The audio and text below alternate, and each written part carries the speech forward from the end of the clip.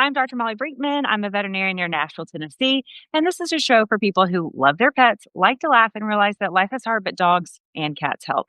I love veterinary medicine. I'm probably already obsessed with your pet, and I want you to understand more about both of those things. So, welcome to the Dr. Molly Says podcast. And today we have a guest, which is very, very exciting. This is one of my internet friends who I was thinking today, like, have we met in person? And I don't think we have. It's such a Mm-mm. weird, like, internet universe of veterinarians we live in. So I'm excited. I hope that that happens in 2026, maybe at a conference or something.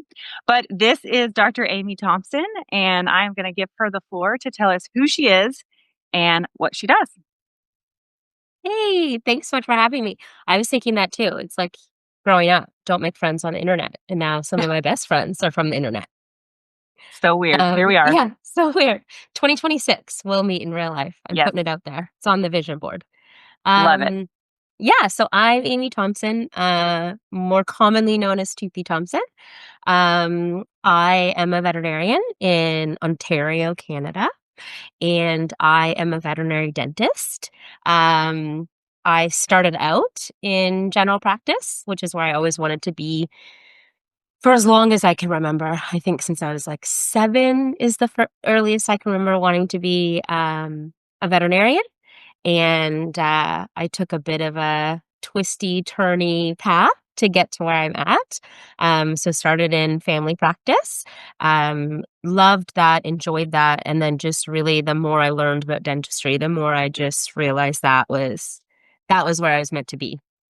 Yeah. And so took another leap to go back to school, so to speak, to do my residency. And then yeah, have been working in clinics alongside family veterinarians, and then figuring out this whole online space back in pandemic days when there were no conferences. And Yeah. that's just sort of that's how the Vetstagram people have been connected, and where I've met some really amazing friends connecting on the Yeah. internet. It's so fun. Okay, yes, there's so much about all of that that I want to dive into, which we will one thing at a time. But I want you to give us a hot take. But before you do that, you have to tell us about your pets. Okay. Mm. So I have little Miss Greta. She was here before we started recording, and now she's playing with her little lammy on the floor. So We don't want to interrupt that. no, we ought not interrupt that. So I am through and through a little dog, a little Chi-Chi mom now. I got my first Chihuahua cross during my residency when I was like very anti little dog. And I was like, no, no, no, I need a big dog that can hike with me. And this little Chihuahua scout was like, oh, I'll hike with you with my little tiny legs. So yeah, so Greta is now my second Chihuahua and just the love of my life. I love it. I would Mhm. like to meet them in person too. We were just talking before we started recording. I'm trying to convince my husband to let me start my little tiny Chi Chi gang. We'll see. I I'm mean, working on it. they really are incredible. They really are incredible. I think most people are closeted little dog people. Then they meet the right Totally. once you meet the right little dog, then it's like game over. Yeah. And they're Plus perfect little dental dogs too. yeah, I'm like it I can't I mean, I love other people's little dogs. I just didn't want one for myself. And now I just can't imagine not having a little one. And they look really cute in pajamas. Oh my gosh. I can, yes. See, that's why I need them. I'm Yes. going to make Ryan listen to this. Okay, so before we dig into all the things, tell us your hot take, and we'll probably talk about it too. We probably will. So my hot take is there's no product on the market that's going to be better than a toothbrush. We love it. All right, we're going to Mhm. talk about what that means exactly. No Mhm. product. You heard it here. From, This is where I get oh, myself into trouble. yeah, no trouble because I agree. Okay, so let's go back to your walk into being a veterinary dentist. And how long did you say you worked in general practice before you started your residency? Yeah, so I was in family practice for just over 4 years. Okay. And tell us about your residency. Where was that? How long does that take? So remember, this is a show that a lot of pet owners listen to. Yeah. So I would imagine that a lot of people listening right now did not know that veterinary dentistry is a boarded specialty. So Mhm. that's one of the reasons I'm so excited about this episode because I love dentistry. If I were going to do a Yes. residency, it's definitely top of the list. I am not, but I love doing it. I love learning from people like you. So tell us what becoming a veterinary dentist looks like and what your where your residency was. Yeah, for sure. So I think that's what's really interesting is just knowing there's so many different specialties in vet med, just like in human med. And because there's so many general practitioners such as yourself who do an excellent job with dentistry. So for a lot of pet parents, they may never need to see a dentist. Which I always joke with my clients. I'm like, okay, take care. They're like, hope I never see you again. I'm like, Yeah. hope you don't either. Yeah. We're here for the sort of extras or the more like extreme challenging cases.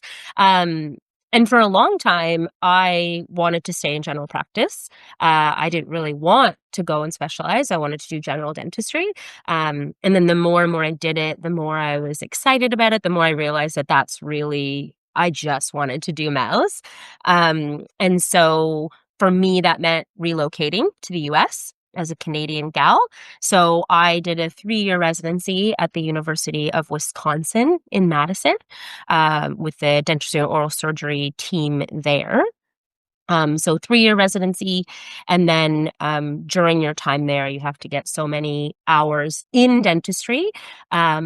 But we also had to get hours with surgery because we do dentistry and oral surgery. So kind of, I just think like this little area is where I work. Um, and then oncology, unfortunately, tumors do crop up there, as well as radiology. So a lot of imaging, dental x-ray, CT, things like that.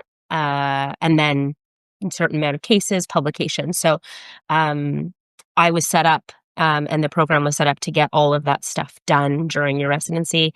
And then you have to sit boards, which is super anxiety inducing, but is a Mhm. necessary part of it. So ours is split up into 2 parts, a written and then a practical. And then, And you do those separately, right? yes. Are they yeah. Yeah, I think years and years ago, it used to be a little bit of both, but they've then separated that out. So the beginning in January is like our phase 1, which is the written part. And then when you pass that, then you can move on to phase 2, which Mm, is normally in June, July. Mhm. okay. Yeah, so and your residency was 3 years, right? 3 years, yeah. Yeah. So any veterinary dentist will have gone to vet school for the 4 years if they're in a 4-year vet school program, and then is an internship required for dentistry So dentistry residency? is kind of interesting. So it depends on the program, because there's not a ton of us dentists. I think last I checked, there's about 220 in all of North America. So there's not a lot of us. So it really depends on the program. So some programs will want you to have done an internship, and others will be like the equivalent. Which is normally like 4 to 5 years in practice. So I Yeah. personally didn't do an internship. I'd been in practice for 4 years and then applied. So it really depends on the program. Yeah, yeah. Okay, very cool, and it's, a pretty well-rounded residency because you do deal with a lot of different things, including surgery, so it's a good Yeah. And I can't believe I forgot. We spend time with anesthesia, of course, Oh, of because course, everything we yes. do, I was like, "What am I forgetting?" Yes. Because, all our patients are under anesthesia. So, yeah, it's interesting. We get to dabble in, like, some cross training, which is really Yeah. cool. Yeah, and, I didn't know how many there were, I'm not surprised it's only, like, 220, I think you said, but you know what? I talk to so many GP veterinarians about all kinds of things. And when I tell people I love dentistry, like I love doing dentistry, most veterinarians are like, oh, what is Yeah, wrong with you? yeah, And so then for someone to only want to do that, you have to really love it because it yes. is a challenging thing. But and I would love to know what you think about why so many veterinarians feel that way about it. And for me, I think it's because they haven't had the training that they need to really know how to do it well and efficiently, which 100%. and I didn't at the beginning of Mhm. my career. And then once I went through the effort to get to learn to do CE and get trained on how to do it well, it became so much more of a like fun thing to do because I knew how to Mhm. do it. So I'm sure you feel the same way on a whole other level, but Yeah, for sure. I 100% agree with you. I think it's a very tricky thing. One, there's not a lot of us, so there are veterinary schools that don't have a dentist, and it's it's hard because it is surgery, so there is a hand skill, and it's a combination of soft tissue and orthopedic. And while I feel pretty comfortable saying that most veterinarians or new grads, veterinary students get a fair amount of soft tissue surgery in their training, it's the orthopedic, and it's different. I mean, we talk about the jaws; it's the only place where there's teeth in these bones, and so yeah, I think for me, that's what I felt coming out, and this is what I've learned over the years in teaching veterinarians and vet students and technicians is it's hard to replicate, um, Yeah. that hand feel, that tactile feel, that hand skill. Yeah. Yeah, you have to just do it Yeah. to, like, really learn it. Mhm. And like you said, a lot of vet school or some of the vet schools just don't have that opportunity for students to get Mhm. in a significant quantity before they graduate. I Mhm. certainly didn't get it in Me school. neither. Me neither, Yeah, actually. yeah. And so it was like this kind of mysterious thing, like, okay, when I get in practice, like, I'm gonna do that, but Yeah, exactly. I'm gonna I do don't know this how to do thing. that. Yeah, Yeah. yeah. I mean, I was really fortunate, in my first job. I had a great mentor, and she really helped me out and took me under her wing, and then I was like, "Oh, this is cool," and it was Yeah. exciting and also terrifying at the same time because I was like, "Whoa, this is cool that I'm learning these things, but, like, there's a lot that I still don't know," and that's where I really just, like, jumped into CE, and then that's where my nerdiness came out. Yeah, you're like, "Oh, I love this." Yeah. So, tell us what you do now. Okay, so you're a board a dentist, and I know what you do, like your practice setup, but tell us about it. What does a typical toothy Thompson day look like? Yeah. I mean, I think that's what's really cool is days can really be quite different. So, um, yeah, it's really funny. I used to get those looks when I was like in general practice. Yeah, I really like dentistry. People would be like, really? Really? We used to like barter, like my Mhm. colleagues would like, Yeah. you can take my dentistry day, I'll take all your appointments. And I was like, super, let's do this. And so yeah, when I meet people they'll be like, "I hope you're not offended." I'm like, "It's fine. If you don't love dentistry, I'm not gonna take it personally." But I love it, and I couldn't imagine doing anything else, and there is quite a bit of variety, even in just the mouth. Yeah. So, some days I'll see 3 pets, and all of them will be coming in for a cleaning, and they'll need some extractions. Um, and that may, like, seem boring, but I just get really excited when I am presented with this mouth that's unhealthy and unhappy, and then I just get to get in there and, like, clean everything up and take out the bad ones and keep the good ones, and then it's like, okay, here's a new mouth." Yep. Yes. Quite literally because now, we want their kisses because 'cause they're not, like, disease breath stinky, and so I love those days even when it's quote unquote just removing teeth. And then other Mhm. days, I'll see a patient who unfortunately has an oral tumor and I'll have to take like a big old chunk out of a jaw. But the great thing is that our pets do not give a crap what they look like. So they're just happy to wake up without any pain anymore. So some days it'll be like doing a mandibulectomy, taking part of a jaw out, and then the next case is a fractured tooth, and we're gonna do a root canal, and then the last case is a little tiny chihuahua per se that needs, 12 teeth taken out. So there's Shocking. there yeah, exactly. So there can be a lot of variety Yeah. in the days. So yeah, I don't feel like I'm missing anything by Yeah. only working in the mouth. Yeah. And you have a mobile practice, right? So you go into general practices and do dentistry in their clinics, right? Is that right? That's what Yeah, yeah. So I've sort of like moved back and forth. So as is my career, I kind of zig and zag as to like what is needed and what works. And so I've been in referral practice and mobile practice. Then back in referral practice. I'm actually Oh, making a okay. transition back to mobile practice, um, which has been really cool. I don't think there's like a perfect practice, I Yeah. really love working in referral practice, working with some incredible other boarded specialties, so an anesthesiologist, critical care team, oncologist, and that really allows us to come together when we have pets that need more than one sort of specialist brain. Yeah. And then I also miss working with general practitioners. So Yeah. I've kind of zigged and zagged. But yeah, so that is part of what I've done in my career and probably will continue to have is going into general practices, traveling a little bit to allow for accessibility to advanced care in a general practice setting. Yeah. Yeah. Okay. So you're in referral right now, but you're maybe, or you are going back into mobile. I'm going back into mobile, yeah. Do you Hot off the press. Okay, you heard it here first. Yeah, So exactly. are you you do you feel like you do like one more than the other or no, you like both for different reasons? I mean, that's what you sort of said, but Yeah, yeah, I mean, yeah, they're just such different experiences and they both bring, like, so much value, I think to me and the people I get to work with. Um, yeah, there's some things that you really need to be in a referral setting for, so, like, yeah, those more advanced cases, like oncological surgeries or trauma cases, for advanced imaging and overnight care, which I don't do yeah, when I'm mobile. yeah, But then when I'm in the referral setting, I really enjoy teaching. And so it's really fun to be in general practices. And people will come and see what you're doing. And I get to chat with them about things. And also I just like learn so much about how other teams set things up, like how just how they the cool one of the coolest things years back, I'm, like, pulling things out of my brain, is they use, like, pool noodles to instead of, like, the bean bags because they always, like, uh-huh, slide apart. So uh-huh, they, like, uh-huh, tape them together, and I was like, "You guys are geniuses." But it's just, like, yeah, you kinda get stuck in your, like, own way of, like, you just, "Okay, we've done it this way, keep doing it this way."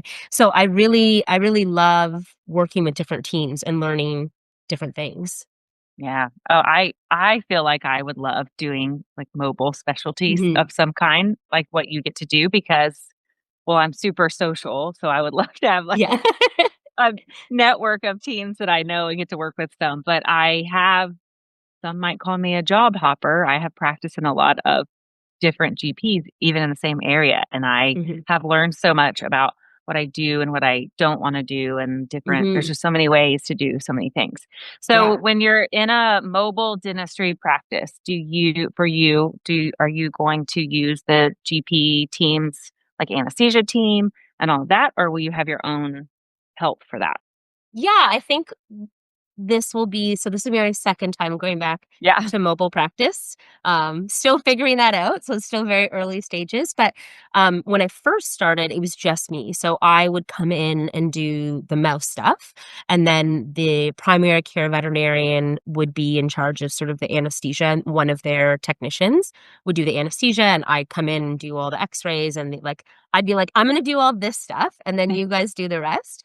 And then sort of the next iteration, I think, will be traveling with a technician, that may allow us to kinda come in and do both the anesthesia and the oral care, so that it's not pulling their team away from Yeah. the other things that are going on. But, yeah, it's interesting because when I first started, I was worried that there wouldn't be a place for me if it was just me and my toolbox all by myself. But, I mean, that's the cool thing is there's just so many different ways to do things, and the veterinary teams were just, like, really excited, to try and figure out how to make it work. So, Yeah. I'm remaining positive that, we'll just kind of figure out what the best path is, Path. moving forward. Yeah, No, that was that's a tongue it's twister. uh-huh. No, it's gonna be great. I think I'm so passionate about, like, how GP and specialty can become this, like, hybrid thing because I Mhm, think both aspects of it met are so important, and I think that in specialties where it's possible, and dentistry is clearly one of them, I think pet owners especially love the ability to get that advanced level of care in a practice that they know and love and trust and feel comfortable. mhm. So I love that you are doing that, and I think however you land doing it is going to be great. So let's just talk about because again, a lot of people listening probably have no earthly idea what a veterinary dentist would be needed for. Hmm. And so let's talk about what that looks like because I know that some GP vets will refer patients to veterinarians simply because they're not comfortable with any kind of dentistry that's above very basic dental cohats, cleanings, things like that.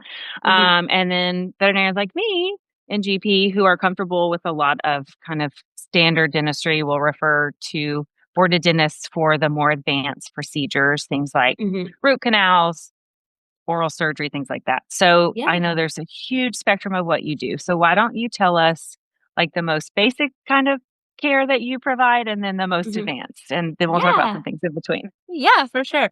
So, I mean, I always say because sometimes I'll get calls from, my referring vets to be like, "Is this, like" the funniest is like, "Would you do this, or is this, like" Yeah.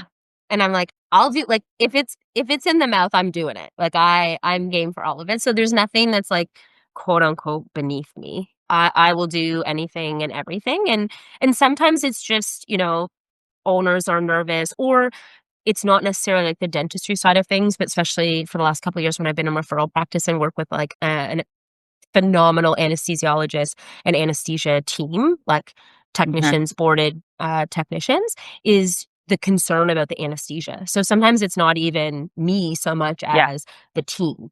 So there's never anything in the mouth that I'm not willing to do, and like you say, I think the most important thing is just being comfortable in what you're doing, and I think it's okay. In fact, I encourage like I've had a lot of students recently to say, like, if you're not comfortable doing something, there's nothing wrong with saying, I'm just like not comfortable, and figuring out how you get comfortable, or maybe that's just not your thing. And I, Mhm. fully support every veterinarian to decide what is right for them, what works for them. Because the flip side is I'll get asked of like, well, can I do that or should I refer it to you? And I'm like, you tell me, right? Like, you tell me because, what you're comfortable with, Molly, is not what, say, my friend Erin is gonna be comfortable doing. And so I think it's all about sort of where we feel comfort. And so if there's anything above your comfort, then send it on over. Yeah. Um Kind of thing. So, yeah, so that's a very long-winded way of saying it's quite a spectrum. Yeah. I'm open to do everything. I mean, things that, should be referred would be like root canals or like endodontics. Like that's not something um that I recommend doing, and it's generally, something that's done and trained and learned. It's all about tactile feel, so that takes, like, hundreds of repetitions. So, Yeah. like, endodontic treatments, is something that you would send to, say, a boarded dentist. Um Okay, tell us about endodontics in Okay, in yeah. in in our Um, pets. yeah, so root canal treatments, and so it's always funny because some people are like, "What?" So we do root canal treatments in, all animals, whether pets or wildlife or zoo animals, and so the way I always describe it, I was actually just having this conversation with a student this week, is sort of a fractured tooth. There's very few black and white scenarios in vet med. It's always grays, but a fractured tooth where the pulp is exposed, that is black and white. It's one of the few things you can cling to and say needs treatment.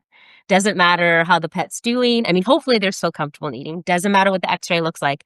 That pulp is exposed. It's going to get inflamed and die, and then that dead tissue is just like waiting to be a problem. So, sort of like a fractured limb, the option would be to fix that limb or root canal the tooth, because that allows us to preserve the function of the limb or the fractured tooth, knowing that if it's not feasible, depending on how severely the tooth is fractured, depending on the patient. So, are they at a higher risk for anesthesia and the repeat anesthesia we would like to have after an advanced treatment like that? Financially, if it doesn't make sense. Also, I love all teeth, don't get me wrong, but I'm probably not gonna push really hard for a root canal of, like, a second premolar like I would for a canine tooth.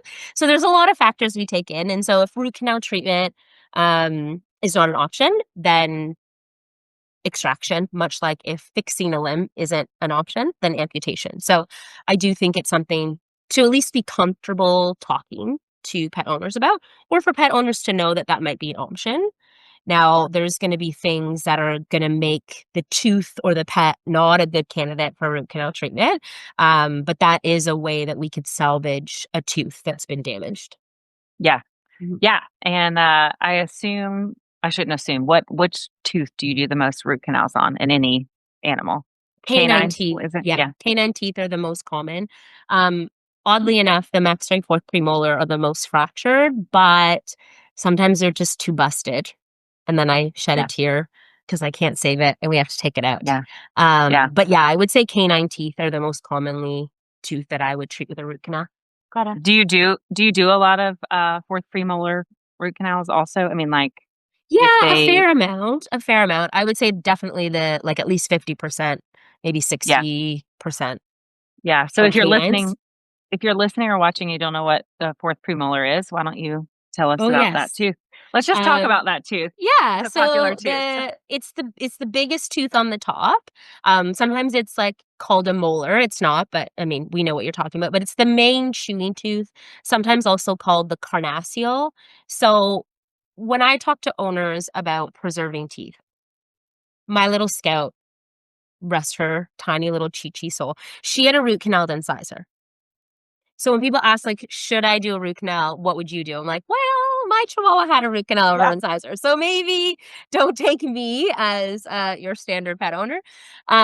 But so when I talk about doing root canal treatments, I normally will talk about, like, 42 teeth dogs have, adult dogs have, and while I love each and every one tooth, when I'm looking at, like, well, who are we investing in, I consider the canine, so that's, like, their fingers, help them pick stuff up.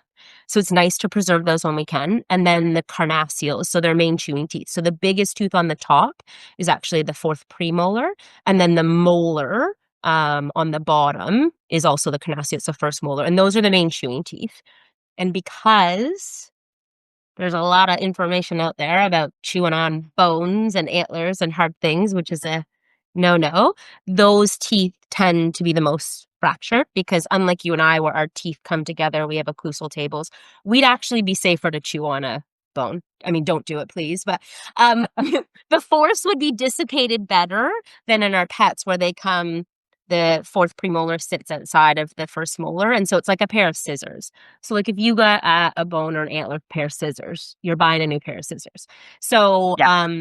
yeah, so chewing on things that they shouldn't chew on or too hard, harder than an enamel, that's the reason why we get a lot of those carnassials, and, um, it's gonna be a it's my physics lesson, physics by me, is because there's gonna be an outward force, the outside or sometimes you'll hear, like, slab fracture, like, the whole slab, like, the side comes right off, and so then that comes into it's not just about the pulp being exposed, but the periodontal, structures that help keep the health around the tooth, what Yeah. keeps the tooth in the jaw is compromised. So even though I could do a root canal, I ought not to because it's gonna be a problem down the road.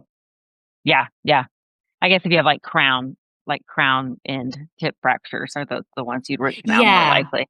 Yeah, when they're Yeah. more superficial, when you still have, like, a Yeah. good amount of structure left, when you've, like, lost most of the crown or when it starts to get underneath the gum line, then we sort of lose the periodontal structures, which Yeah. can then compromise the periodontal health or the health around the tooth versus just inside the tooth. Yeah. Okay, so because I don't want to forget to talk about it, I was going to ask you to give pet parents some advice about what to give their pets to chew on. Mm. You sort of already covered what's not safe, but you can expand on that if you want. But like from a dentist, what are Mhm. good things? Because we want dogs to have that that chewing ability. That's Mhm. an instinctual thing. We want to provide for them, but we want to do it in a safe way. So would love to hear your tips for that.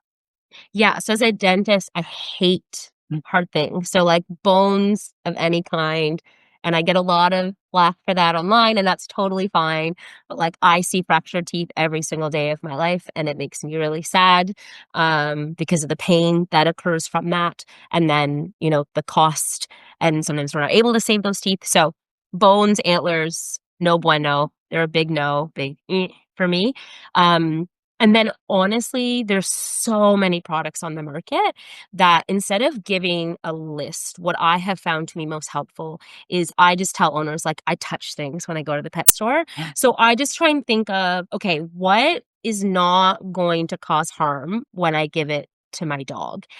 And the blanket statement is that just like I don't have kids, but I'm assuming with kids, you don't wanna just, like, give them a toy and be like, "Hey, bye." You wanna supervise them and see what's going on, so that's the blanket statement is let's just, like, see what they're gonna do, because if they're gonna take a big bite out of it and then swallow it, like, that's outside of my realm of Yeah. specialty, but could still be quite a But big problem, right? So, we don't want that, so I will put 2 hands on something, and if it at least bends, don't break it because then you gotta buy it, but if it's got some give, I say if it'll bend or break with 2 mm, hands, then I feel good, and then I try and indent it with a thumbnail. And then that to me says, like, when they chew on it, when those teeth kinda meet like the scissors, at least what they're chewing on is gonna give instead of their dog's tooth. So that's sort of how because there's just so many things out there, I never want to misspeak about what is or isn't okay. Um, yeah, so as far as, like, avoiding fractured teeth, that's my go-to. Because I remember mhm. years ago when I was in school, it's been a long time, it was if the idea of being hit in the kneecap with it makes you wince. The problem is, like, it depends on whose kneecap, and it depends on who's swinging. So, Yeah. I've decided to be a little bit more, particular. So, if it has some give when you put, 2 hands on it and you can indent it, then I generally feel like it's not gonna cause harm. And then Mhm. as far as it being good, I'm a huge fan of, sending owners to, the Veterinary Oral Health Council or VHOC.org. And so that's a group of actually my colleagues, veterinary dentists, that will review the products and review the literature if there is literature, um, on the product. And so it has to show, I think it's at least a 20% reduction in plaque or calculus to get that label claim. So that's a nice for me if you're gonna be spending money on treats and toys, at least if we've got that literature, some science to back it up. Not to say that if it's not on the list, it's not helpful. I Yeah. can't say if it is. Yeah. Right, right. Okay, so we're gonna segue from that into I do wanna talk a bit about we're gonna go back to some more clinical stuff, but when we're talking about products and chew toys and VOHC and all of that, and we both know that pet owners see ads and go in the pet store and they're on Instagram or whatever, and there's 50 different dental Yeah. products. So there's powders, there's oral rinses, there's wipes, there's chew toys, there's chew treats that are supposed to help with their dental health. So your hot take was that nothing is superior to brushing, which I agree with. Mhm. I personally feel like some products are definitely more helpful than others. I'm sure you feel the Mhm. same. And I definitely have like a list of like, okay, well, if you're going to do something other than on top of brushing, here's how I would prioritize that. Yeah. So tell us, like, maybe if you sort of have a list like that, not specific brands necessarily, but just like the types of products. So baseline, we're brushing our dog's teeth and our cat's teeth. We'll definitely get into why don't you tell us how often you think that should happen? And then besides brushing, She maybe heard like the the word toothbrush. hi girl, what do you This is her little think? toothbrush. Hey, she says, "I love it." This is little Greta. So hi Greta. So yes, tell us how you condition Greta. Let's start there with Yes. brushing. Yeah, I love talking about toothbrushing. We could do a whole podcast about toothbrushing. Yes. It's my favorite thing to talk about. I always joke I'm like Liam Nielsen, like I will find you and I'll give you a toothbrush. I'm just like obsessed. So she's the second puppy. I actually trained a client puppy once that had to stay with me after surgery. Um, all about positive reinforcement. So she actually like loves a toothbrush, right? She'll just like wait on my bed for toothbrush time. I'm gonna put her down. Because we want to keep it positive. So one of my the hot take on my hot take, I guess, would be that cats don't get cavities and less than 5%. I would say maybe even 2 to 3% just based on clinically what I see. Less than 5% of dogs get cavities. So unlike us, where we don't want to eat after we brush, I'm like, feed them while you're brushing, give them a big meal, a big treat afterwards, because I am very much food motivated. And most pets, yeah, I'm like, I'll do anything for a cookie, Yeah. they learn. that, okay, I don't love this thing. It's like a little weird, but then I get the cookie or then I get the meal. So Yeah. that's my number one tip is food. If they're not food motivated, it's a little bit trickier, but I've worked through that with other pet parents of like, what's the thing they really love and make it like a really high reward. Knowing that Rome was not built in a day, you are not Mm. going to just all of a sudden start brushing their teeth day one. Like for some pets, it takes only a couple days. For some pets, it takes a couple months. Like my lead technician, her cat sits and waits to have his teeth brushed every single Love day it. now. Like he'll just go sit in the kitchen and he's like, okay, this thing happens, and then we get dinner. So He reminds her now. yeah, exactly. That's Yeah. exactly it. Yeah. So years ago, I had a Great Pyrenees, and when she was a puppy, forgetting how big she would get, in our tiny little apartment bathroom, at bedtime, I would brush my teeth, brush her teeth, and then she'd get her special treat. So like 8 o'clock would come, and I like couldn't go to the bathroom without her just like mowing me down to get into the bathroom. So be careful what you teach them, but that is the hot tip of the hot take is Mhm. the tummy motivates. And then the other hot tip, well, I guess there's like two. So starting slow. So I would just start like just touching their mouth because especially if you're starting with a dog or a cat who's older, who's just like, this is weird, right? You Yeah. can get away with a lot more as a puppy or kitten because they're like, we don't know what life is. But starting, teaching the old dog new tricks or old cat new tricks, you definitely can, but you want to start slow and just make it super, super positive.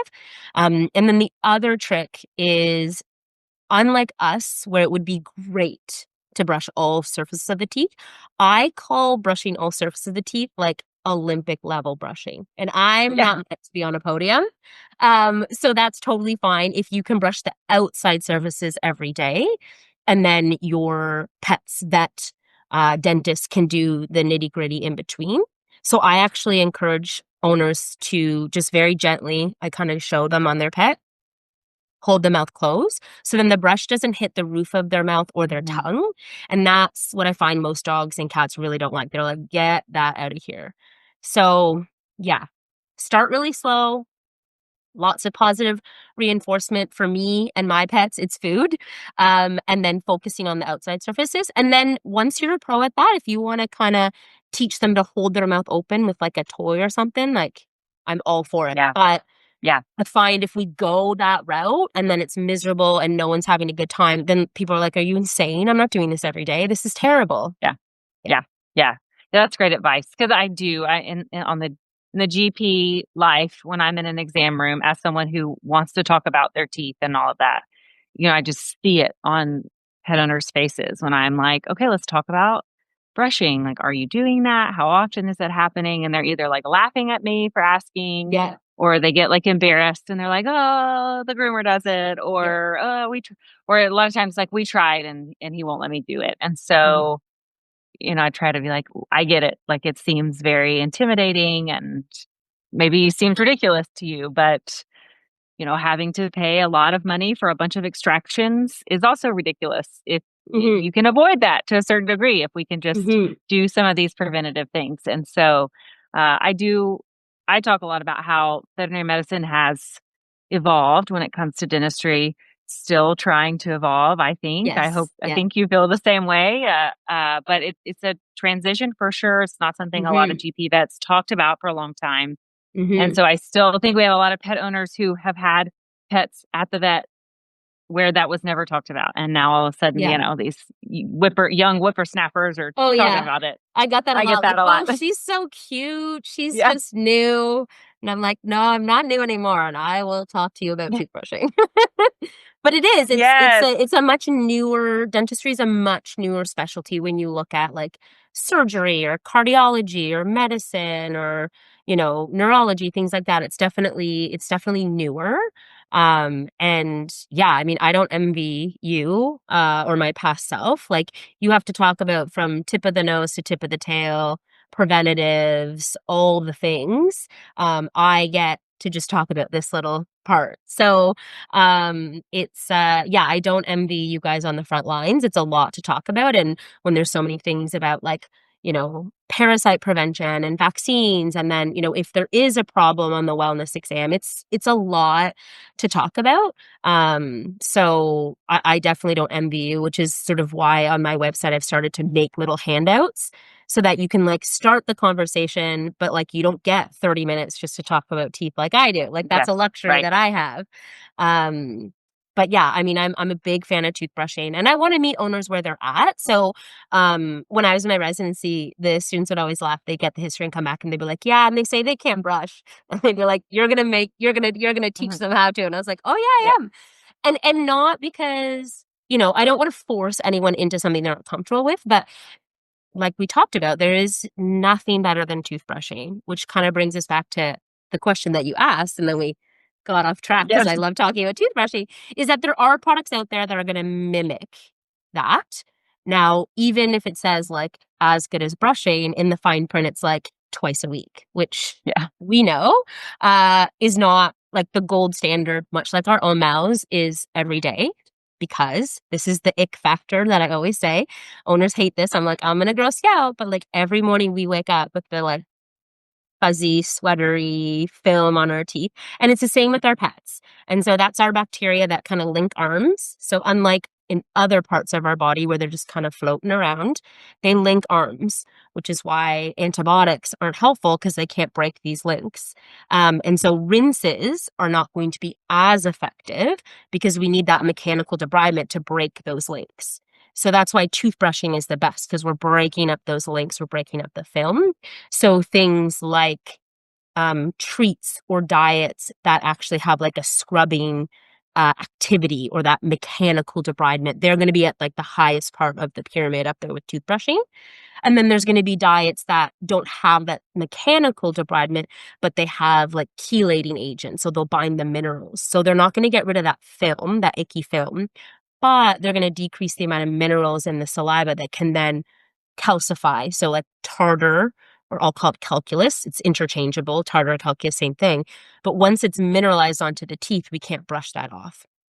So, Yeah. and then we kind of work our way down that way. Hmm. Mhm. Hmm.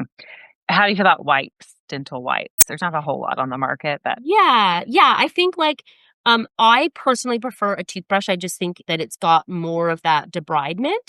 Um, but I'll never turn away a wipe. yeah. If we're doing wipes, in my hands, I feel like these little tiny toothbrushes, I find them easier because they're like a low Hmm. profile versus like getting a hand in there with with a wipe. But Hmm. honestly, like whatever's working for the pet parent and the pet, I want to encourage them to continue to do that. Yeah. So yeah, I'm gonna pick a wipe over say like a water additive or something like that. Because Hmm. it's gonna break up that Hmm. film. And so if there's no plaque, we can't have tartar and calculus. Whereas Right. if we're targeting the tartar or calculus, we can still have that plaque build up. So it's kind of trying for me, I'm trying to think of like getting to the source, and we can like add things on. This is also really gross you out, but they did a study back in like the 90s, and it said that we were only 80% effective at moving plaque from our own teeth. Oh, Gross, right? But yeah. even if we're Why you go to the brushing, dentist? yeah, that's why you go to the dentist, right? And Yeah. that's what I'll tell owners too, is like we're not going to completely remove the need for professional veterinary care. However, we're going to decrease potentially the frequency, but most importantly, we're going to decrease the amount of disease, the amount of discomfort, and the amount of extractions that are Yeah. needed if we're doing stuff at home each day. Yeah. Yeah. Yeah. Okay, so that's a perfect segue in. I'm just thinking about all the questions I get all the time from pet Mhm. owners on Instagram, and so I love for you to answer them. But a lot of people ask me, okay, so what age should I start? We're going to move into talking about COHAT. So, Yeah.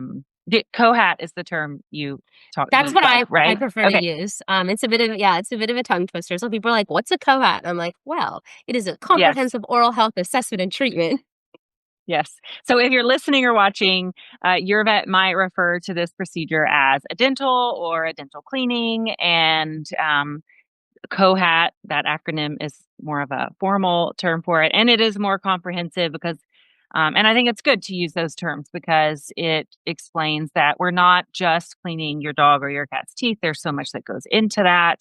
Mhm. And so I get a lot of questions from followers about and clients. What age should we start doing cohats? Should we do that once we see disease, before we see disease? And so I'd love for you to touch on that. And then I really want to get into a little bit into what should that look like in a Mhm. GP in a veterinary office, a GP veterinary office? What should I, if I am a pet owner, what should I expect my general practice veterinarian to do, and what diagnostics and equipment they should have when they're doing those procedures on my pets? For sure, yeah. So the COHAT, because it's a big comprehensive oral health assessment and then treatments. And the treatment so this is the hard thing about oral care, and it's something, even in specialty practice, is a challenge, is that we don't really know exactly what your pet needs until we know what they need, and so that I can find really frustrating for owners, and I can definitely feel for them to be like, "Well, they said it wasn't so bad, and then they called me, and it was like 10 teeth, and I wasn't prepared for that." And listen, nobody even I, who loves dentistry, who's, like, pretty good at getting teeth out pretty quickly, I don't want to take your pet's teeth out. And so I always tell owners, like, if I call you and I'm like, "Okay, we gotta take these, like, 8 teeth out," like, that is the only option. Like, they gotta Yes. go. Um, and I don't want to take them out, but I would rather and I will say this, I've said this, I don't even know how many thousands of times, and I truly believe this in every part of my heart and soul, and I think you will feel the same way, and I think every veterinarian will feel the same way. I would much rather your pet have 0 teeth than even 1 painful tooth. Right. Even 1 painful tooth is gonna really impact their life, and that is sort of, if I may, is why I was so called, why I love dentistry, is because oral pain, I still believe, is one of the most underdiagnosed pains because our pets will still eat even if they have a painful mouth because their option is to eat through the pain or have a painful mouth and starve themselves. So 99 times out of 100, they're going to keep eating. And so to be able to find these problems, I don't like finding them, but I do like treating them. And then to have owners be like, oh my God, like I just thought they were getting older and slowing down, but like actually it was that bad tooth you took out because now they're like pulling me on the walk or they're playing with toys or, the cat's up in the tree they haven't been in. So, yeah, I think that is something that I just always try and talk to my owners about is like, I will look at the mouth and I will tell you my red flags, is what I call them, is like, that tooth is a red flag, it's gotta go. Or it's like a beige flag, I'm not sure. But and then there's green flags too.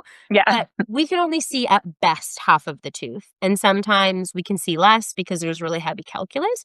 So the cohat, what should be involved in that is I always say it's similar to when you go to the dentist. So a tooth by tooth exam. So we're getting in there with our little probe. We're going all the way around. We're looking at every side surface of the tooth. We're looking to see if there's any pockets. We're looking to see if there's any mobility, if there's any little fractures.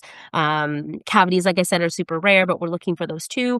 And then the flip side is that we're going to take x-rays to see, that iceberg, like everything that's below the surface that even when they're perfectly still under anesthesia, we still can't know. And then we bring those 2 things together. So our radiographic findings of like what's going on underneath the gum line and then what we're seeing and kind of bring those together. And so we've got all these tiny little patients. So like your pet's the main patient. But then my mentor always said cats have 30 little patients in their mouth, adults, and dogs have 42 little Oh, patients. And every little patient gets their own little diagnosis, their own little treatment plan. Um, that's and cute. so, yeah, so I always think of like, oh, we've got like a little party happening here and everyone's gonna, you know, get their own little treatment plan. And so, um, I think just being able to have that conversation and every setup will be a little bit different, but, I really think it's important to try and have as much of that conversation before the pet is under anesthesia, to sort of prepare them, and so when I'm talking about perio, I'll just tell owners, like, we've got 4 categories because there's 4 stages. The stage 1s, they're great. We're going to clean them up. They're great. The stage 4s, ain't a hope in heck we're keeping those. They got to go. The stage 2s, a little bit deeper cleaning, but they're going to stay. And then the stage 3s, because it's sort of a wider stage, these are what I call on the fence teeth. And so I'll try and have a conversation with owners about, okay, if we've got a tooth that's on the fence, like, are you leaning towards wanting to keep it or wanting it to go? Knowing that I can do treatment to keep this tooth, but what I'm going to do is going to be one day. And what you're going to do to keep the tooth is the other 364. And Mhm. so we kind of are in it together as a team of like, what do we want to do? And that's really up to the owner within reason, right? Yeah. Sometimes I don't have an option. But I try and have that sort of idea kind of game plan going in so that I can sort of like, these are the teeth we don't need to talk about, they're staying. These are the teeth we don't need to talk about, they can't stay, they gotta go. And then we can really focus our time on what that looks like. But yeah, I Yeah. think that's the big thing is just making sure that feel like you're on the same team and have the same sort of outlook. Because I'm here to do what's best for your pet. And I'll have owners who'll be like, do the root canal and the incisor, like me crazy. And then Yeah. other owners will be like, no, you can take it. And like Yeah. I'll match you. Like Yeah. it's your pet, it's what you want. I just want to make sure that we have like the same long-term goals and we have realistic expectations on what we can and can't do. Yeah. And so many owners are so sort of freaked out with the thought of Yeah. extracting teeth. And I think a lot of that comes down to communication. And, I think it's important for pet owners to know before we start a cohat that, hey, your dog has 42 teeth to start. Like, if I Yes. call you and we need to take 4 incisors out, no big deal. Mhm. Don't be freaked out by the number Yeah. because they just have a lot to start with. And yeah, communication is really, really important. I think pet owners really like for their vet to call them during the dental. Some of Mhm. them, like you said, some of them are like, do whatever. But I do think as much communication about dentistry as possible helps. I have found Mhm. that at least in practice. Absolutely. Yeah. And they like to talk about it and be involved, Mhm. like you said, for sure. Mhm. Okay, so when do you have like as a dentist, if someone asks you like in general, when should cohats start for, let's say, like small, medium, large dogs and then Mhm. cats? Yeah. So, I always preface this by being, I promise I'm not a pessimist, I'm a realist, but that bacteria is making a film every 24 hours. So, if we're not brushing it away, just like with our own teeth, it's building. So, the literature shows that for small breed dogs, so like my little Miss Greta, 90% of small breed dogs have periodontal disease by the age of 1. And it's not so much I don't think it's that, like, they have, like, worse genes, so to speak, but they're just smaller, right? They have the same 42 teeth in a much smaller space, so we tend to have more crowding. We don't have the full gingiva that goes around each tooth, which is sort of, when I talk about periodontal disease, that's, like, the first, like, I don't know what I'm doing here. The first line of defense in the army, it's the army. And their teeth are much smaller. So like a millimeter or 2 millimeters of bone loss or attachment loss is like significant in a Chihuahua like Greta versus like a Labrador. It's like, okay, well, it's not great, but it's not going to make or break having to take that tooth out. So Yeah. ideally, um, our small breed dogs were like, "Happy birthday, you get a cohat." Um, Yeah. and my blanket statement is every 12 months for all pets. Now, just like humans, every pet is going to have differences as far as like how heavy their calculus and plaque is. And as much as we talk about removing plaque and calculus, it's not the bacteria or the plaque and calculus that causes the destruction of tissues. It's actually our body's or a pet's own body's own immune system. So you can have a pet that's like didn't have its first cohat till it's 8 and didn't need any extractions. And then you could have like the same breed of dog, even from like the same breeder or like lineage, and its first cohat at 3 years and it needed 5 teeth out. So I always try and remind owners, and maybe it's because I'm a dentist, I'm a little bit more in tune with people's oral hygiene, but, like, you'll hear people talk about, "Oh, yeah, like, I don't floss, and the dentist never notices." But then there'll be other people that are, like, brushing and flossing 3 times a day, and they're, like, Mhm. have problems, right? So, there is a lot of individual variation. So, generally, like, the smaller breeds, we wanna see them, sooner and, like, on an annual basis, and I have had some patients where I see them twice a year because for, different conditions they have or just, like, the pet or the owner or the combo, like brushing, things like that aren't possible, see them twice a year. And then when we get to, like, larger breed dogs, um, I may only see them, every 18, 24 months kind of thing. So I would say normally in the first couple years of life, I think it's helpful to kind of get that baseline because again, like we just talked about, on the surface, thing could look totally fine, and then once you Yeah. get in there, it's actually like, "Oh, that's actually not a lot of plaque and calculus, but this pet's body is just not having it, isn't happy with it," and I would Yeah. much rather get in there sooner and sort of know than like, I'll never forget one of our receptionists at UW, had a medium breed dog, and she would just I'm quite chatty, and so she would hear me talking to owners about, aftercare and in the rechecks and toothbrushing. And she was like, Amy, like they keep saying my dog's teeth are totally fine, but like she's 8 now and I'm a little bit nervous. And I think she should come in. And I was like, I'm all for it. Let's do it. And what was really sad is that things looked on the surface not bad. I mean, there's inflammation or gingivitis. Yeah. But this medium breed dog that didn't have a lot of calculus, I ended up having to take out like 14 teeth. Now, 10 of those were incisors, so like little tiny teeth that like Yeah. isn't going to impact them whatsoever function wise. But, that was kind of sad because we had this false sense. And again, I don't want to sound pessimistic, but it's hard to know. Like we don't know what we don't know until we can see Yeah. it. Mhm. Yeah. No, I think it's great for pet owners to know, and I think great for them to really understand how painful dental disease is, because our pets are very good at hiding it and how Mhm. much it affects other things. We have literature that tells us that poor oral health affects kidney and liver and heart function. We know that there's a correlation between Mhm. all of those things. And this is something I talk a lot about. We both are very familiar with the Senior Dog Vet Society, but Yeah. so many people are hesitant to do dental procedures on old dogs because they're like, Mhm. "Oh, well, they also have, they might have kidney disease or they have a heart murmur." Yeah. Makes me twitch, but, Yes. those are the dogs that perhaps need that care more than any dog, For and sure. we could do a whole episode on this, and, like, maybe we Absolutely. should, with, like, Monica or something, but, like, old dog dentals, but, Mhm.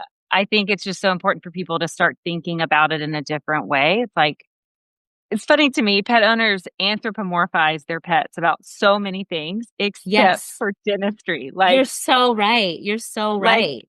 they're like, "Oh, I wanna eat something different every day, so my dog does too." And I'm like, "Okay, great. You also brush your teeth every day. So, like, why is it such a foreign concept to do that for your Mhm. pet?" Mhm. Yeah. Um, yeah, so I think we can help people as we, as general practice veterinarians, have changed our mindset. I Mhm. think we are slowly on the internet too, changing the mindset of the humans that have the dogs and the cats too. And I didn't mean to cut off cats, so we need to talk about cats too. We love our kitty Um, cats. We and love that our could kitty be a cats. whole episode also, Absolutely. cat Absolutely. dental issues, but cat owners, there's lots of them. There's lots of them that listen here. So, when is it the same for cats? When should we start thinking about doing cohats in our cats? Yeah, so sorry. So the statistics are 90% of small breed or toy breed dogs by the age of 1, and then they kind of Yes. group everybody else. So cats and other dogs, is about 80% by the age of 3. So I think if, you have a tiny breed dog, let's like happy birthday, you get a cohat for your first birthday. And then in general, thinking in those first couple of years, Yeah. I mean, hopefully don't need anyone sooner, but like there are conditions where I'll see juvenile patients that have issues. And so sometimes we'll see them when they're, just 6, 7, 8, 10 months old. Yeah.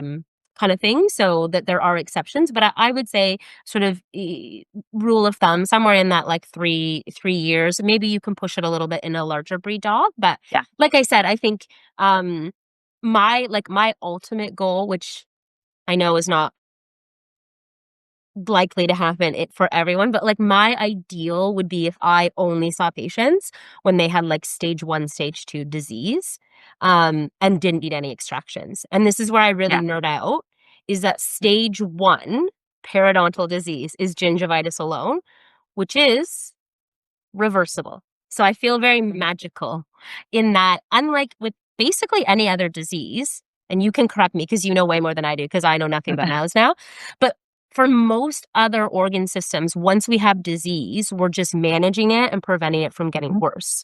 Whereas with periodontal disease, if we're catching it early enough before we're losing like ligament or bone or attachment, and we only have inflammation of the gum, we get in there, we do a professional cleaning and reset, no disease. Yeah. So that Yeah. I think is super cool. I nerd out about it. I think that's really cool that we get to like reset things.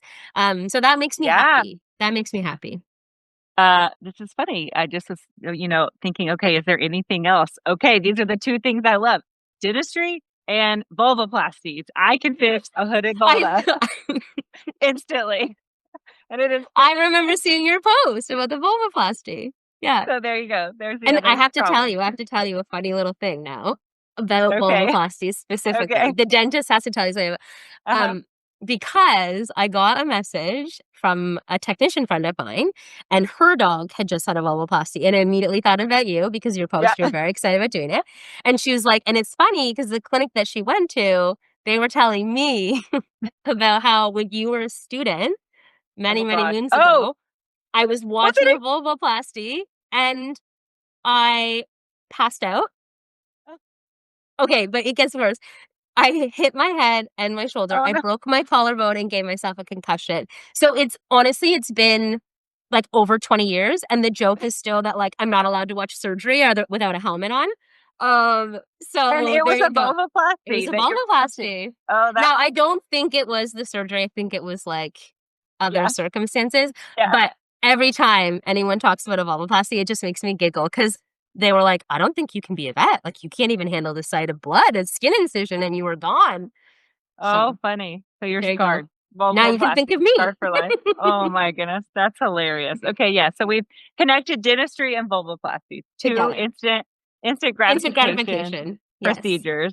No, Yes. I do. I love dentistry, and I always say that it's kind of like orthopedic, like it's the closest to orthopedics because you really get to like tinker around Mhm. and orthopedics fix things too, Yeah. for the in a lot of cases. So it's really fun for me in that way. And I love all the like tools that we use at dentistry, Yeah. like drills and burrs and all the things and the special and loops. I love wearing my loops. So Yes. Yes. dentistry is so fun.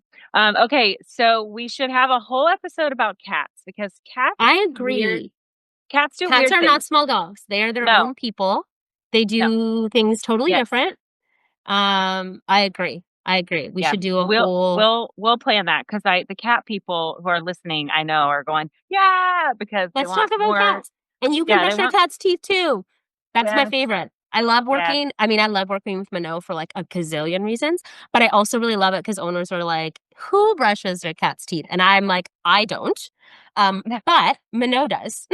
Yeah, yeah. Yeah. Well, and a lot of uh, cat cat people are coming out of the woodwork. There's a lot of cat Mhm. people now, and cat owners are there's more and more of them, and there's so many of them are very dedicated. And I would venture to say that like the modern cat owner is probably more likely to do that if we're telling them than a lot For of our dog sure. owners. So For I sure. think Yeah. for those of us that educate on the internet and are in GP exam rooms all the time, it's probably a missed opportunity to talk about because we think, oh, people aren't going to do that. But I really think they are. And so we will talk about it. Yeah. Okay, I'm going to ask you a couple more rapid fire questions and we're going Okay. to have to wrap it up because it's been an hour, but we Oh can talk my about gosh. stuff all day. So we'll do another one. But Yeah. what's your favorite procedure in dentistry? I Oh, know you have to pick one thing. so hard. And like, don't say endodontics. Like, which tooth to root canal, if that's Which what your okay. answer is. Okay. Ooh, there's so many things. Um, because I love removing tumors. Like there's nothing I love more than removing a tumor and then putting everything back together. And then being like, ta-da, and the owners being like, you can hardly tell. And I'm like, okay, you're being kind. They have stitches across their Yeah. face. But so I get a lot of satisfaction out of that. Um, You but have to pick one. oh God, Like, if you could only do one procedure I could every day. never. I could never. Okay, so I guess the thing I get most excited about, like, I'm trying to think. Minot's listening right now, like, screaming at me because I really do love endodontics, and the maxillary fourth premolar has 3 roots, and you have to, like, go through 1 hole to get 2 roots. So, like, when I do, like, an upper fourth, maxillary fourth premolar, like we were talking about earlier, and I Mhm. take the X-ray and it's, like, perfectly filled, I get pretty excited about that. Yeah. All right, that's So, your I favorite. would say, yeah, 'Cause yeah. is it probably one of the more difficult things that you do also? Yeah, It's a it's a challenge. challenge. Mhm, Yeah. Okay. mhm. Okay, and if you this is not a dental question, this is a you're a vet question. If you weren't a dentist and you had to pick another specialty, Another specialty. which would you pick? Oh my god, I couldn't. Um, You're like, "None." You can say none. yeah, I don't You think you I don't would even go think back to GP. I don't even Maybe think I not. could go back to GP now. Okay, so if you weren't a vet, what would you do? That's a better question. Um, oh my god, what would I do? When I hang out with my sister, I think I'd be a stand-up comedian, Oh because my she thinks I'm gosh. really funny. Actually, she's hysterical. She doesn't know how funny she is. Um, Y'all need to go on the road, apparently. yeah, yeah, I guess. You can still be Um, a dentist and do that. yeah, yeah, there's, like, literally Okay. nothing else I could do. I don't All think right, I like, this is it for stand-up me. comedy. That's the answer. All right, and then, for the, baby vets or vet students that are listening, there are some of them. Is there a Yeah. piece of advice you would like to give them about veterinary dentistry in general? Not just the specialty, but just, like, Yeah. dentistry. I think yeah, there like, we could do a whole podcast on that because I really love having students, and I've had students for, like, the last, like, 6 weeks, and I've got them for the next 2 weeks before Christmas. But my biggest thing is make sure that you I think just, like, general advice, not just for dentistry, is make sure that you have a really clear, like, almost, like, written out in a contract what your mentorship's gonna be, and I do think depending on, like, what experience you have, which unfortunately is not a lot when it comes to dentistry, is like there's general CE and then you can kind of decide your buckets. But I really do think having like maybe not a repeating each year, but when you first start to get and do a hands-on course to really get the feel of things. And then I say cherry pick your cases. So I think it's really important to like no tiny little dogs. Sorry, but no brachycephalics, absolutely not for the first year. Sort of your like medium-sized dogs that, you know, maybe have a broken tooth and like root canal is not an option, or they look like they have maybe 1 or 2 bad teeth. So you can kind of get in there, do and you're not like overwhelmed with like 20 teeth. Because the last thing I want is and I've seen that, like I've had classmates, friends that they kind of got pushed in too soon and they felt uncomfortable. And then they just were like, I never want to be in that position again. So Yeah. making sure you have some mentorship in the clinic, like it's definite they're going to be around. Get some hands-on experience, like work that out with your employer as far as going to a course, and then cherry pick, so that you build those reputations and get comfortable doing dentistry. Because honestly, I love teaching, but when people get that tooth out that they've struggled with, like I sound so cheesy, but, like, the light in their eyes, I'm just like, "I wish I could bottle that." Like, I Aw. when I teach, I'm, like, on a high after I teach because I love when people are like, "Oh, I get it," and, like, it just Mhm. feels so good, and you're gonna make such a huge impact on those pets' lives that it's just like, yeah, we just wanna keep it just like toothbrushing. We wanna keep it Yeah. positive, right? Cherry Yes. pick your battles. Yes. And you'll build on those things. Like, it is a skill, like any skill is getting those repetitions. So just trying to, like, set yourself up for success. Yeah. Yeah. Yeah, I think, dentistry without proper, like, mentorship training is probably the biggest source of secret crying in the bathroom Oh, for for baby vets. sure. For sure. There's nothing I So hate more terrible. than, like, I get a call and, like, someone's broken a root because I'll be, like, doing surgery, and they'll be like, "There's a vet on the line." I'm like, hook them up. Yeah. I've got my headphones on. I'm talking to them while I'm doing surgery. I'm a multitasker, and I'm like, "You're stressed." They're like, "Yeah." I was like, "So first, just put everything down. Just like Yeah. take a deep breath. Just like take a deep breath." Yeah. Because it's really stressful. It's like that soft tissue orthopedic surgery, and it can be scary. So I think having Yeah. someone that's like got your back, even if it's like a phone a friend, obviously it's way better if they're Yeah. in the clinic with you. But yeah, just like we've all been through it. We've all broken roots. We're gonna get through Yeah. it together. Yeah.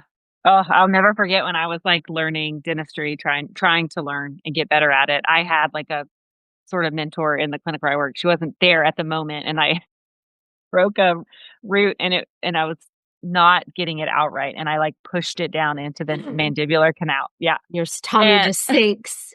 Yeah. like, I took that X-ray, and I was like, "Oh, ah!" So I, like, Yeah. called her. I was like, "What are you doing right now?" She's like, "I'm at brunch." And I was like, "Come here." You're gonna have to get that to go. She Yeah. was actually with another vet at the practice, my friend, Mhm. and so she was like, "I'm actually with her, so we're coming." So they, like, Oh left yeah. brunch and came, and I'll just never forget, like, she came in and I was like, "Oh my gosh, look what I did, I don't know what." She was like, "Okay, we're gonna get it out. That's what we're Yeah. gonna do." I'm like, "Okay," and so we did, but Yeah, it's anyway, so important that to is have what you that need. person. Yeah, it is so Uh-huh. important to have that person because, like, Yeah, and I will tell vets, like, I've done it. Like, I did it yeah, a month ago. I was, like, just being a dummy, and put one in the mandibular canal. So, like, no one is immune to it. Dentistry is yeah, hard. yeah, Um, but yeah, we'll get through it together. yeah. Okay, and last thing, if there's one piece of advice you give a pet owner about this, what would it be? Actually, I know what it is. You've already said it, but Well, toothbrushing? yeah. Okay, but well, I have a piece of Okay, advice, but other than that. okay, but this is like a can of worms. Okay, it's okay. We're gonna do another episode, so My biggest piece of advice for any pet owner out there, please, please, please, please, I'm on my knees if I could be, begging you, please never, ever, ever, ever, ever, ever take your cat or dog to get an anesthesia-free cleaning. this Please was on don't. my list. I'm so glad Please, you're saying please this. don't. Please don't. And I say that Okay, because, yeah, a whole other we can episode, do but yeah, but we you're can do not this for getting, like yeah, 3 minutes. 3 minutes. Tell us you're why. getting 0 health benefits. And I know that anesthesia is scary, and I know that it is not a benign treatment. But in Ontario, these anesthesia-free cleanings must be legally called cosmetic because the Supreme Court of Canada found that there is 0 health benefit. And so, unfortunately, they are marketed. And I don't think that anyone's running around being like, we're gonna, you know, we're gonna trick pet owners into doing something that's not helpful. Like, I genuinely choose to believe that these are people that care for pets and are trying to do right by them.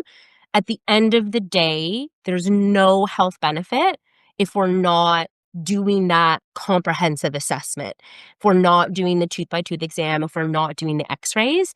And so we can make the teeth look clean while there's still disease underneath the gum line. And so I would say that it's actually worse than doing nothing because at least we know if there's a problem there.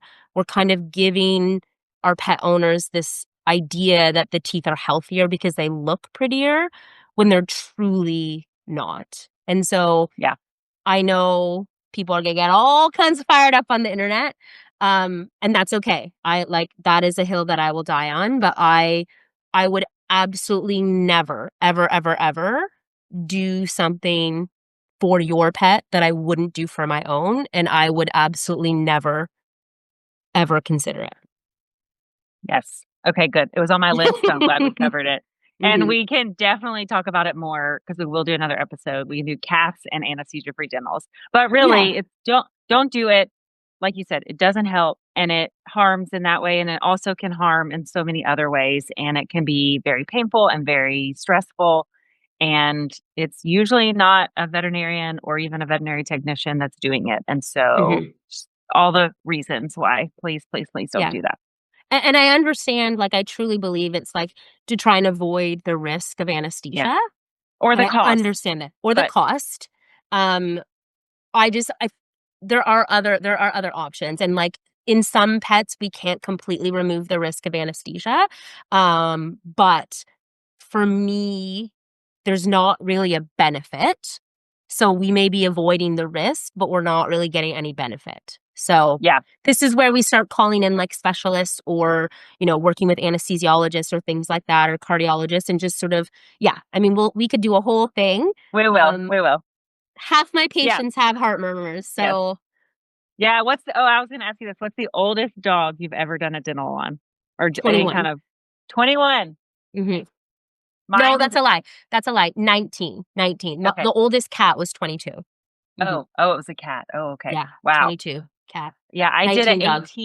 I did an 18-year-old dog like 3 weeks ago. Yeah, I saw. It's amazing. Yeah. And Rest honestly, of his teeth. I like it just gives me all the warm fuzzies when I get when I see them at 2 weeks, or I get still have a picture on my computer, and it's like, here's Bo with his new smile. He has no teeth. He has no Yep. teeth. But he's living his best senior dog life with no teeth. Um, Yep.